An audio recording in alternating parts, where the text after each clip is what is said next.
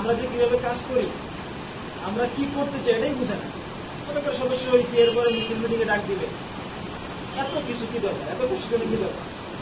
এটা শুধু এই যুগে না, আপনি সংস্কার যে যুগে হয়েছে, বিপ্লব যে যুগে হয়েছে, দেখবেন বিপ্লবকে সবাই, সব মানুষ এবং সমাজের সর্বস্তরের সব পেশার সব শ্রেণীর মানুষ সহজেই গ্রহণ করতে পারে।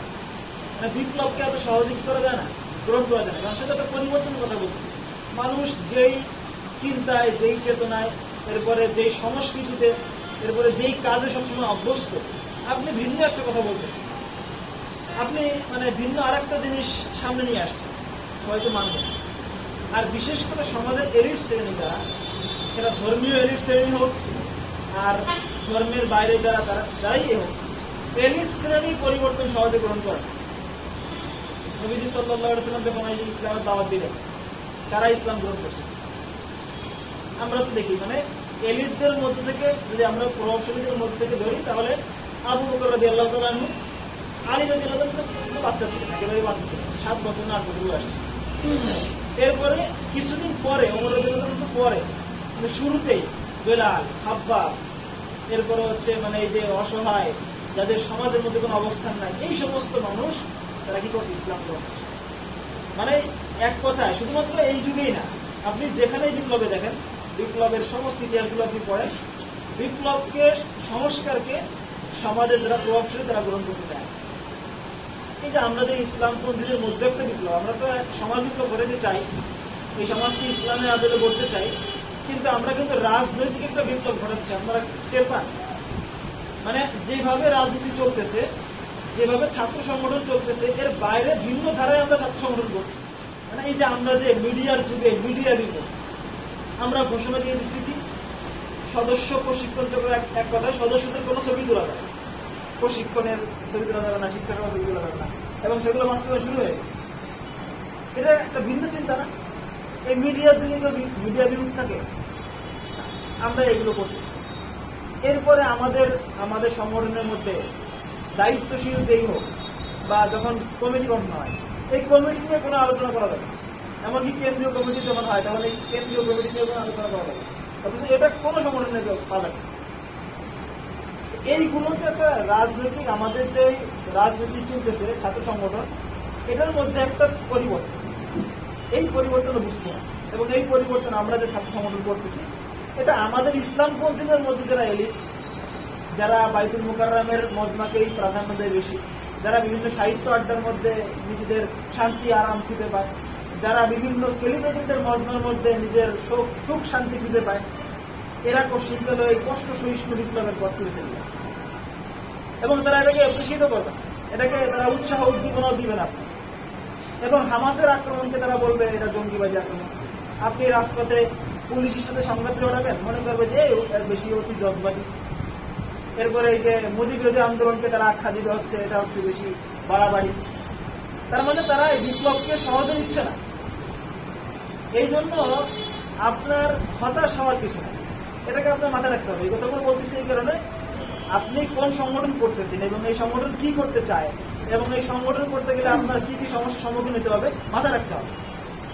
আপনার ইসলামপন্থী ভাইয়েরাও আপনাকে সহজেই মেনে নিবেন। গতকাল রাত্রে মামুন সাহেবকে বয়ান শুনতেছিলাম, মানে সরকারের চাটুকারি যারা করে তাদেরকে আলেম বলা হয়, সরকারের এজেন্ডা বাস্তবায়ন করতেছে কারা তাদেরকে আলেম বলা হয়। এই আলেম 3 শ্রেণীর একটা বয়ান আছে, এটা মামুন সাহেবেরই কথা।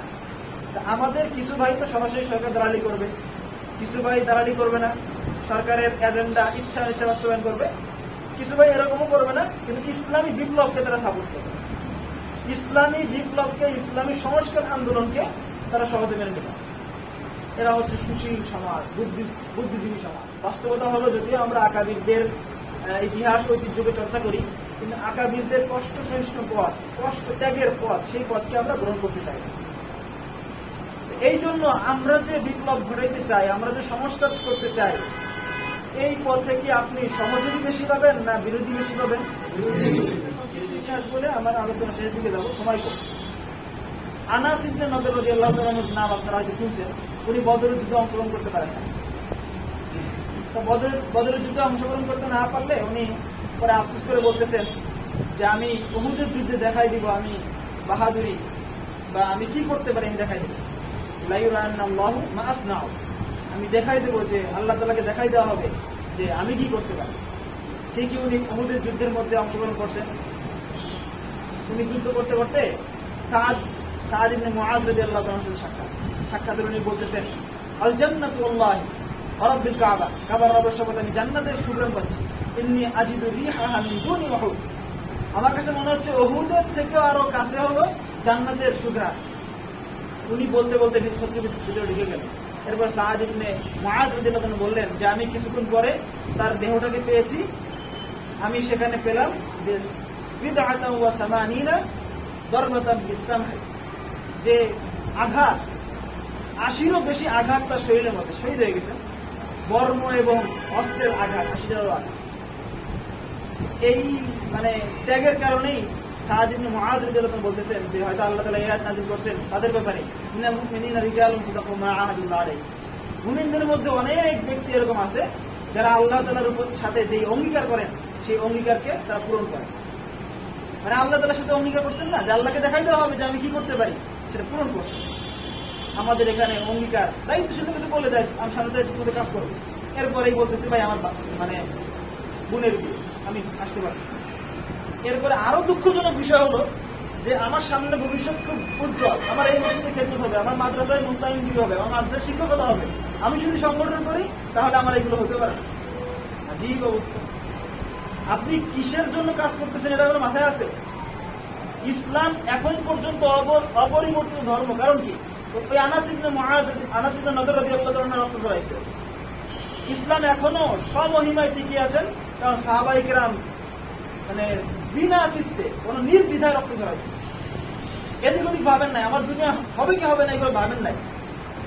আপনি সেই ইসলামকে চিন্তা করবেন, আপনার মুনতামিমগিরি টেনশন, আপনার খেদমতের টেনশন, আপনার মসজিদ টিকে রাখার টেনশন, এত সহজ না। এই জন্য বিপ্লব ঘটানো অত সহজ না। এই জন্য বিপ্লবের সাথী যারা, বিপ্লবের পথের যোদ্ধা যারা, এদেরকে নতুন করে সিদ্ধান্ত নিতে হবে। যে আমার বন্ধুরা তারা ফেসবুকে সেলিব্রিটি হয়ে যাচ্ছে, আমার বন্ধুদের অনেক নাম ডাক ফেসবুকে, কিন্তু আমার তো কেউ চিনতেছে না। আপনি চিনবে কেন? আপনাকে তো আল্লাহ চিনতেছে। আপনি তো ইসলামিক বিপ্লবের জন্য কবুল হয়ে গেছেন, আপনার বন্ধু তো ফেসবুকের জন্য কবুল হয়েছে। আপনার বন্ধুর দৌড় হলো এই যে বিভিন্ন মজমা, আপনার দৌড় তো বিভিন্ন মজমা না, আল্লাহ আপনাকে ভিন্ন কাজের জন্য কবুল করছেন। হতাশ হওয়া যাবে। এই জন্য আমাদের যে সমস্ত কর্মশালা হয়, এই কর্মশালাকে সর্বাধিক গুরুত্ব দিতে হবে। সাংগঠনিক যে মেজাজ আমরা তৈরি করতেছি, আপনি অনেক সুন্দর সুন্দর পরিকল্পনা পেশ করবেন, কিন্তু এই পরিকল্পনা বাস্তবায়নের মানসিকতা কারণ নাই। কারণ সাংগঠনিক মেজাজ কারোর মধ্যে নাই। আর আমরা সাংগঠনিক মেজাজ শুনতে শুনতে মনে করি এটা মানে হালকা জিনিস। সাংগঠনিক মেজাজ দীর্ঘ অধ্যবসায়ের মাধ্যমে তৈরি হয়, এটা একদিনে আসে না। সাংগঠনিক মেজাজ কি? 100 জন পরিকল্পনা করছেন, একজনের সিদ্ধান্ত বাস্তবায়ন হয়েছে, ওই একজনের সিদ্ধান্তকে সকলে নিজের সিদ্ধান্ত হিসেবে মেনে নেওয়ার নাম সাংগঠনিক মেজাজ। আর এটা একদিনে তৈরি হবে না, এটা দীর্ঘ প্রশিক্ষণের মাধ্যমে তৈরি হয়, এটা দীর্ঘদিন সংগঠন করার মাধ্যমে তৈরি হয়, দীর্ঘ কর্মশালা করার মাধ্যমে তৈরি হয়। এই পথে কেউ হাঁটতে চায়, সবাই সরকারের নেতা হইতে চায়, হেফাজতের নেতা হবে।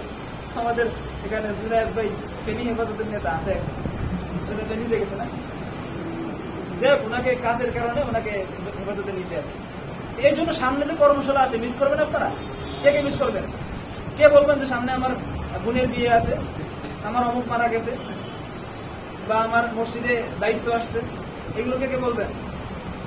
কে বলবেন না? এগুলো বললেন, এগুলো বললে আল্লাহ নারাজ হয়ে যাবে। আপনি যেরকম আল্লাহ তাআলাকে অজুহাত পেশ করেন যে আল্লাহ তোমার কাজের জন্য সময় নাই, আমার দুনিয়ায় স্বার্থ হাসিলের জন্য আমার সময় আছে, ঠিকই আল্লাহ আপনাকে দেখাই দেবে।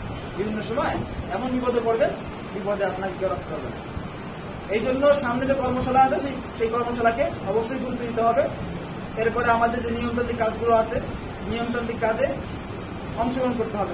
আমাদের যে পাঠ্যক্রম হয়, এরপরে কোরআন বিষয়, এগুলো গুরুত্ব দিতে হবে।